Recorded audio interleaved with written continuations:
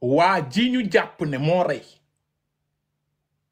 Lamine Diawo la tudd ñu ngi koy surnommé Modou Lo boo demee nag bañ koy wax Modou Lo xam naa borom doole la maçon lay liggéey mu ngi dëkk ginnaaw raay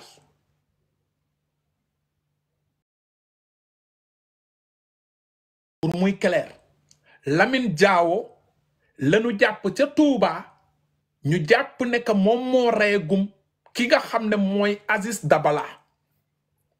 laaj nañu Lamine Diawo yaa rey wala reyoo Lamine Diawo nee na moo rey ñu ne ko noo reyee mu ne dama dem ci appartement wu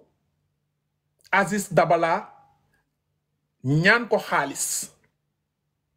bi mu ko ñaanee xaalis mu bañ si laa jël paaka di ko menacer si la coow li foofu la commencé nag si la ko dabax paaka yi mu dee mu ne ba mu reyee Aziz Dabala it si la dem si néegu Waali mooy beneen booy bi parce que bi muy dugg si kër gi comme Waali gis na ko léegi comme rey na Aziz Dabala xam na ni Waali mën na génn ne diw moo fi duggoon Modou Lo mu reyaale kooku it pour bañ a feeñ jël na téléphone yi yóbbu mais nee na Wave bi ñuy naan encaissé na ko moom encaissé wul Wave bi moom nee na loolu encaissé wu li ñu jot a wax nag laay wax du samay wax te Seneweb bi ko wax it ñoom danoo fiable même bu dee souvent site internet yi wax lu dul dëgg mais lu toll nii bu Seneweb demee ba jël responsabilité di si wax xam fu dossier bi toll c'est parce que souvent di nga gis benn gendarme bu nekk si dossier bi wala policier day woo benn journaliste jox ko ay information loolu day am si site yeeg wala si journaliste yi nekk Sénégal day am koo xam ne day jege dossier bi woo ne kii heure bi lañ koy defeere wala lii lañ ko déglu loolu mooy source Seneweb ñëw na bind na ko signé fu dossier bi toll Seneweb ak lu muy représenté Sénégal yabunu sunu police wala sunu gendarmerie ñëw di wax fenn yi di ko tuumaal sunu gendarmerie wala sunu police mën nañ leen ci créer parce que ñoom xam nañ leen c'est des journalistes ute nañ ak benn Kaliphone bu nekk à l'extérieur lu ko neex wax parce que jàpp na ni sori na réew mi. Kaliphone doguma la ma laaj la benn affaire waa ji da leen a xam ndax pour man nit ki boo koy ñaan xaalis day fekk sekk nga koog moom. Lamine Diawo da doon fréquenter souvent Aziz Dabala. ah ok këram nekk xaritam ah waaw. mën na bañ a doon xarit xam nga xarit tey du koy ñëw di la fréquenter rek xarit la. dëgg la. parce que xarit yaakaar naa ni du la ñaan nga bañ mu rey la. xarit boo nekkee si jafe-jafe day nekk si jafe-jafe nga nekk si bànneex mu nekk si bànneex kon kooku du xarit. ku la rey kay du sa xarit. waaw c'est un gars boo xam ne nag xam na ko comme rek fréquenté booyu koñ ginnaaw raayit la dëkk. Mamadou Diawo la tudd ñu koy naan alias Modou Lo boo gisee ñu ne Modou Lo nag parce que ponkal lay doon te it maçon la te la plupart maçon yi dañuy am doole maçon xuma nag mënee bar maçon donc jàpp leen ni li ñu jotagum am comme information boo xam ne ku ne mën nga si wéeru mooy Lamine Diawo moo dem kër Aziz Dabala daa di koy ñaan xaalis Aziz Dabala daa di koy gàntal bi mu ko gàntalee nag si la pare nag pour ne xaar kon mu faat ko pour jël si moom xaalis si la jëf-jëf ju ñaaw ji daa di koy faat bi mu ko faatee ba pare si la dem ci néegu ki nga xam ne it mooy booy bi daa di faataale booy bi kon bu dee bëgg ngeen dégg-dëgg Aziz Dabala la njëkk rey booy bi parce que am na ñu doon ne est-ce que du booy bi la ñu rey Aziz est-ce que du ñoom ñaar dañ doon xeex mais lii ñu xam ne wax nañ ko muy ay information ñu jëlee ko ci waa Seneweb muy lu fiable pour le moment noonu la fa demee booy bi Lamine Diawo la tudd dëkk ginnaaw raay Pikine ginnaaw raay daa mel ni Aziz Dabala balaa muy am appartement Technopole ay famem peut-être Pikine ginnaaw raay lañ dëkk kon xamante nañu booy bi dem na ñaan na ko gàntal na ko booy bi jël na paaka jam ko rey ko ba mu ko reyee ba pare it ëlbatiku dem si néegu xale bu góor bi reyaale ko booy bi si la tourné dem Touba ba mu demee Touba nag booy bi wax na ko benn xaritam xëy na xarit gi moo daal di wax gendarme yi que kii rey daa waa ji mu ngi fii Touba parce que dañ ko signalé parce que booy bi si boppam mii rey wax na ko benn xaritam ne booy man dama def jëfi ñaawi parce que kum jàppee xaritam la xam nga booy wax doo xam lu la wax loo booy wax doo xam lu lay wax loo parce que bakkan moo foor mais booy bi rey di Lamine Diawo wax na ki nga xamante ni mooy xaritam que booy man maa jëf-jëf ji léegi jàpp nañ ne nag booy boobu mu wax moo jëf-jëf ji booy bi moo ko signalé gendarmerie Touba waa gendarmerie Touba di def recherche ci biir Touba ba gis ko teg ko lox daal di koy yóbbu bañ koy yóbboo nag moom nangu na ni moo faat nangu na nit moo faat kee nangu na ni moo jël téléphone yi ci waxu Seneweb parce que maa ngi France ci Seneweb laa sukkandiku lu mu wax ci waxu Seneweb laay gën a mën a sukkandiku it ci waxu Mamadou wala Paate parce que Seneweb organe de presse la te bu ñu demee ba am information yi leer na leen ne jàpp nañu booy bi kenn ci gendarme yi jege dossier bi dina leen signaler loolu muy seen ay source parce que foog foo gis journaliste am na source biir palais am na source tribunal am na source brigade de Thionk am na source fépp bu ñu jàppoon léegi Kaliphone yóbbu ko benn brigade di nga gis kenn ci source journaliste yooyu woo benn journaliste ne allo yaa njëkk am lii Kaliphone andi nañ ko fii lii lañ ko toppee journaliste boobu tamit bind ne fii ñuy bindee ak yéen Kaliphone mu ngi brigade de sangam tàngal lañ ko fay toppee wala gerte après nit ñi nag commencé loolu mooy source rawatina nag source bu wóor kon nag nit ñi bu ëllëgee li leen dal si bii yàlla bu mu leen dalati mooy bul dégg daal di gëm kii nee na j'y crois pas amul solo yaa moom sa ngëm-ngëm neew ma it na kenn gëm parce que yàlla si boppam ba mu ñëwee ne Seydina Muhammad sallallahu alayhi wa sallam moo gën si ñi ma bind yépp moom laa yónni am na ñu ne gëmuñu am na ñu ne gëmuñu yàlla gëmuñu sa gëm yàlla lañ mën a weddi nag waxuma la Kaliphone bi wala Seneweb wax dëgg fa yàlla sa ngëm-ngëm moom saa waay yaa ko moom de man je polémique pas li ma jàkkaarloo nii nga xam ne ñu si bëri du ñu saytu li ma leen liiral mooy ñu déglu fin de cavale pour l'auteur du double meurtre survenu dans un appartement à Pikine Technopole. Selon les informations exclusives de Seneweb, le présumé assassin du danseur Aziz Dabala et son neveu Boubacar Gano alias Wali a été arrêté par les éléments de la brigade spéciale de Touba au quartier Janatou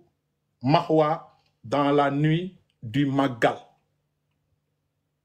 Moi, démb si guddi lañ ko jàpp. Nee tout a commencé lorsque les gendarmes, cette unité de compagnie de la ville sainte, ont reçu un renseignement relatif à la présence de l'auteur du double meurtre à Touba. Moi, ba gendarme yi jotee information ni kii rey mu ngi Touba. La descente inopinée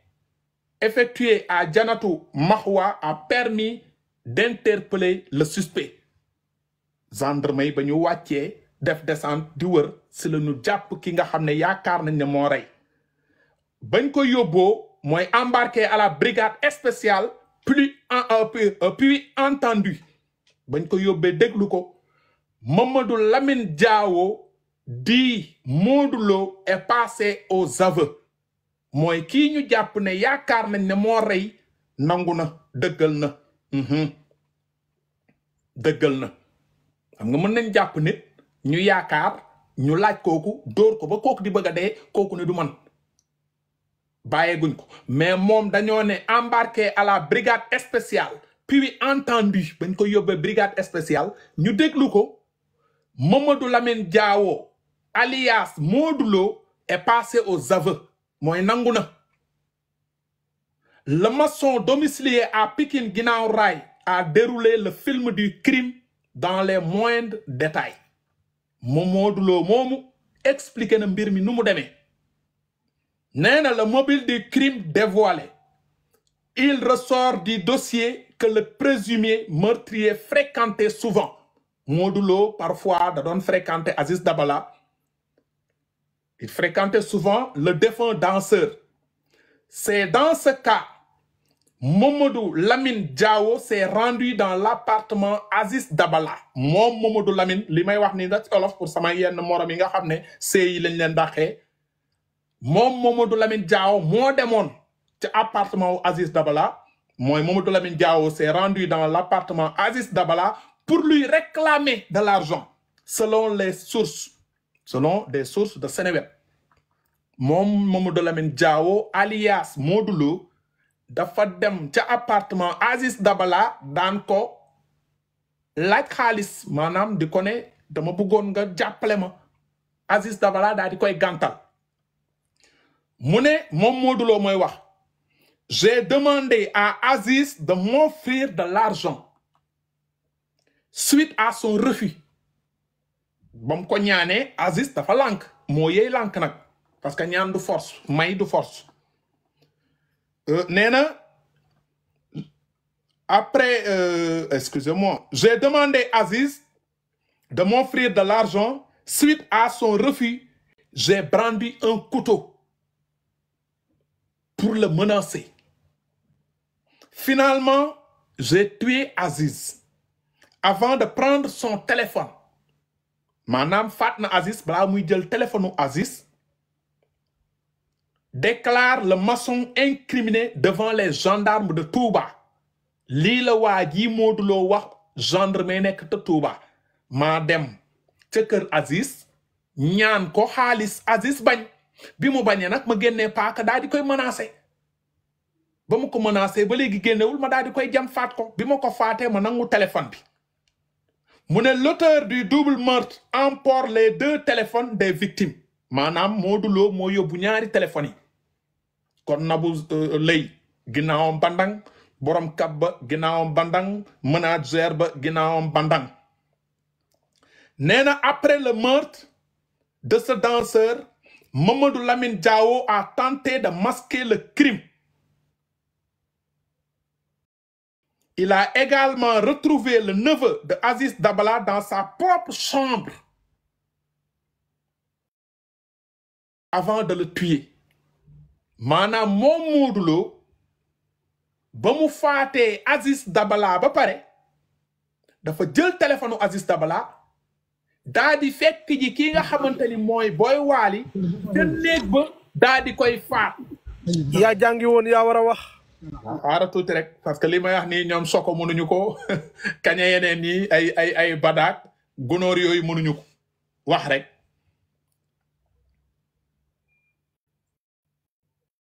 nee na il a également retrouvé le neveu d'Aziz Dabala dans sa propre chambre avant de le tuer. mu ne j'ai tué Boubacar Gano alias Wali qui m'avait aperçu lorsque j'entrais dans l'appartement. mu ne boo gisee mu rey Boubacar Wali parce que Boubacar Wali gis na ko ba muy dugg ci appartement bi maanaam jàpp na ni bu reyee Aziz Dabala daa di dem te reyul Boubacar Wali bu duggee si Aziz Dabala gis ko mu dee dina woo police woo àdduna ne kii ko rey mooy Modulo moo fi duggoon moo tax nag pour mu bañ a cóolle mu faat leen ñoom ñaar ñépp ay du yem si bopp borom. Ok. Néna, après le meurtre de ce danseur, Mamadou Lamine Diawo a tenté de masquer le crime. Il a également retrouvé le neveu Aziz Dabala dans sa propre chambre avant de le tuer. Mom, Modulo mooy wax mu ne j'ai tué aussi Boubacar Gano alias Wali qui m'avait aperçu lorsque j'entrais dans l'appartement. J'ai emporté son téléphone portable. Confesse le présumé auteur du double meurtre survenu à Pikine. Néna, le présumé meurtrier dément avoir vidé le compte Wave de Aziz Dabala. Mom Lamine Diawo alias Modulo ginnaaw bi mu faatee Aziz Dabala dem ci néegu Boy Wali bi faataat ko it ñoom ñaar ñépp jël na seen téléphone mais nag weddina que moom moo jël Wave bi nee na jëlul Wave bi waaw lu ëpp importance du Wave bi ray bi ak téléphone yi nga jël Wave bi moom day ñëw après loolu amul solo nee na le présumé meurtrier dément avoir vidé le compte Wave de Aziz Dabala. Ce dernier a nié d'avoir vidé le compte Wave de son défunt ami. Il a emporté seulement 2 téléphones dans l'appartement d'après ses propos devant les enquêteurs. Hein? Maanaam moom lu mu jot a wax moom alias Modou Lo borom ginnaaw raay nee na bi ma faatee Aziz Dabala dem ci néeg bi faat Modou l'autre la waali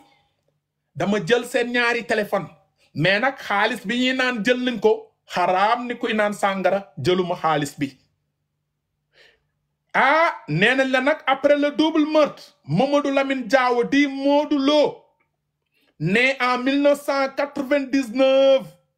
avait confié le secret à l'un de ses amis. Le duo est venu à Touba par la suite pour assister un grand magal.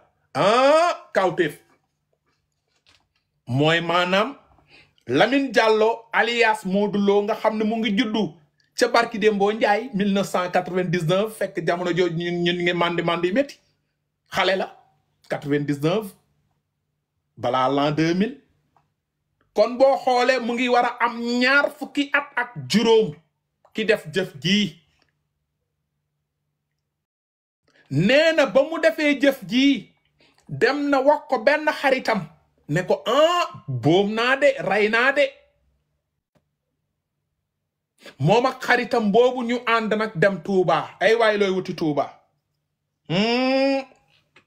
looy wuti Touba mais nee na les gendarmes de la brigade spéciale de la cité religieuse ont réussi à faire tomber le suspect au quartier Jannatou Mahwa dans la nuit di Magal muy démb ci àjjuma bi ci guddi. Mamadou Lamine Diawo est toujours à la gendarmerie de Touba où attendait la décision de la hiérarchie pour son éventuel transfert à Dakar. Loolu moom xam naa ni transféré nañ ko ca ginnaaw yowmal xiyaam duñ ko fa bàyyi parce que mbooloo bi nekk Touba des millions de personnes ñu ngi Touba doon féete ji bésu maam Ahmadou Bamba bi bu ñu déggee ci rajo Kankang ne kii faat ñaari jëf yi bon yi faat leen mu ngi sa gendarmerie bu Touba buñ fa andiwoo légion de la gendarmerie sur terre sax gars yi dinañu dem attaquer gendarmerie bi moo tax moom Lamine moom rescapé nañ ko bu yàgg mu ngi Ndakaaru Njaay jël job bu dee ba ngeen dégg dëgg kii du murit neew ma la murit la de parce que murit moom murit laa wax de du naan sàngara murit laa wax de du tox yamba murit laa wax de du sàcc murit laa wax de du wax lu si yoonam nekkut murit laa wax de du tooñ parce que kiy jiite muridullaahi bi mooy maam Ahmadou Bamba mësul naan mësul tooñ mësul sàcc kon ku jokk si moom ne da nga bëgg def naka moom mu defoon doo sàcc doo tooñ doo wax lu si yoon nekkut murit laa wax nag mais mu riirandoo bi dafa bëri tey mu riirandoo bi dafa bëri kaale ñu dem Touba amul buntu ñëppay dugg moo tax chaque année nga dégg police bu ñëwee di def nekk màggal ren gii am na 10 accidents wala 30 accidents am na 7 nit yu dee wala juróomi nit yu si ñàkk seen bakkan dina waxaale jàppaale nañu benn daawuda buñ doon wër depuis juróom-ñaari at Touba lañ ko jàppee day am de moo tax kii nga xam ne mooy Modou Lo jàpp nañ ko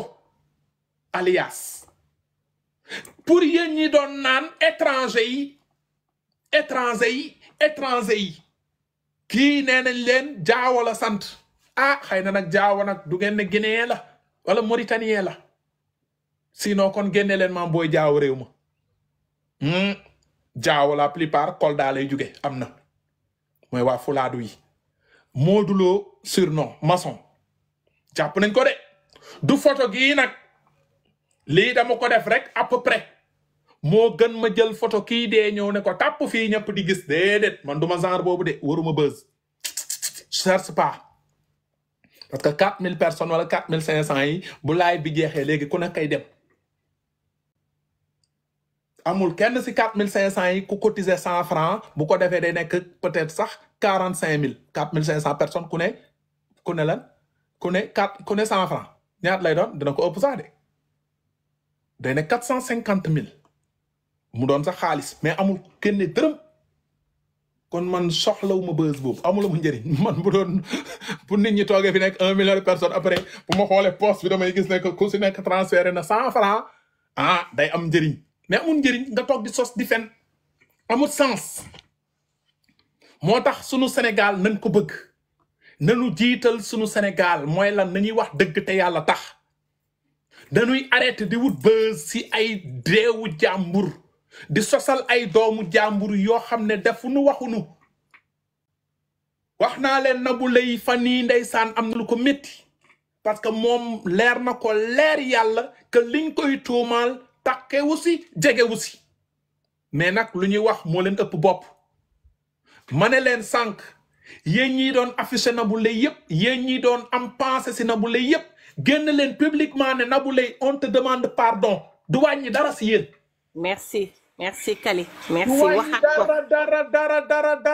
dara si yéen da leen di yokku yool parce que bu lay génnee même bu ngeen ko baaloo xëy na ci këram mën na ne baal naa leen ci xolam. ak kii borom mbaxana bi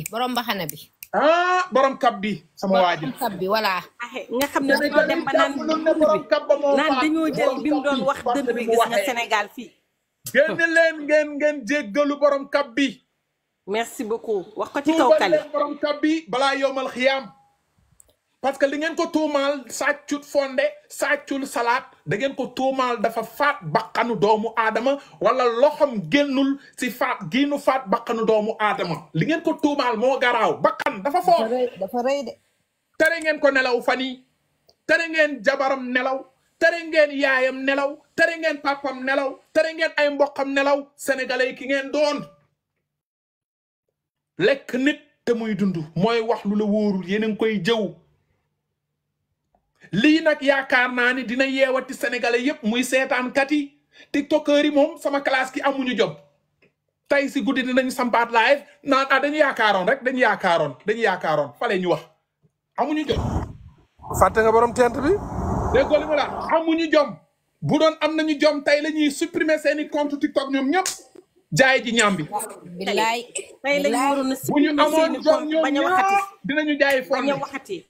mais tey si rey Aziz Dabala de mais wax ji ñu wax ñi di dund dee sax lañ gën a doon dund di naan c'est-à-dire yenn si sénégalais yi nekk ay dofit nekk foofu di reetaan amu leen sax pour déglu leen bay reetaan gàcce international la de parce que man ci ñoom laa gisee ñu baal ma ci laa gisee naan ñëw leen ci compte mooy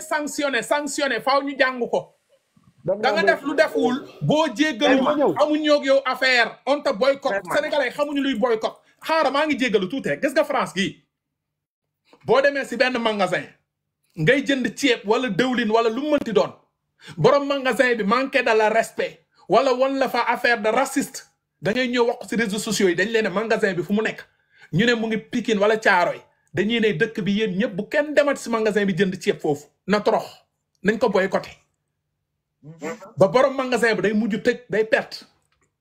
yéen it sénégalais yi faaw ngeen xam loolu luñ leen waxut mooy ay nit yoo xam ne dañu ñëw fii doon duulal nit di ñu jox ay fausse information pour lan wutum wut buzz ba nit bu dee bu toogatee ne man yàllaa ma bind sax ñu ne la duul nga yàlla bindu la looloo gën a dee de pour vous dire ñooñu mënuñu leen jox information bu fiable ñooñu dañuy dox si damay xalaat lu ñuy xaar pour taal seen live fu mu nekk nii lan la ñuy xaar pour taal dañuy xalaat nan la nar a génnee nag parce que loolu taalaguñu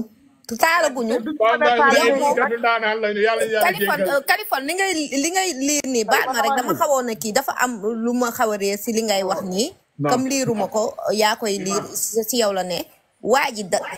dafa naan wala nu mu demee noonu dafa màndi. non loolu àgguñu si. waxuñu ko ci. déedéet dañoo ne rek. ok kon baax na. waa ji ginnaaw raay la dëkk. waa ji xamoon na ki nga xam ne mooy Aziz Dabala dem na appartement ñaan ko xaalis bañ na jam na ko paaka rey ko mu demit ci beneen néeg bi rey keneen ki pour bañ ko feeñal ko jël na ñaari téléphone yi. ci internet bi da ngay gis ñu naan ay yooyu ñuy jël ak dafa nekk na yooyu ci internet bi seen rek la ñuy def. xam nga man yëguma fekkeewuma waaw man loolu duma ci merci beaucoup Kali moo tax boo duggee sa live dama lay xool dama la nawoon dama la gën a naw. léegi ñu déglu kii si suuf.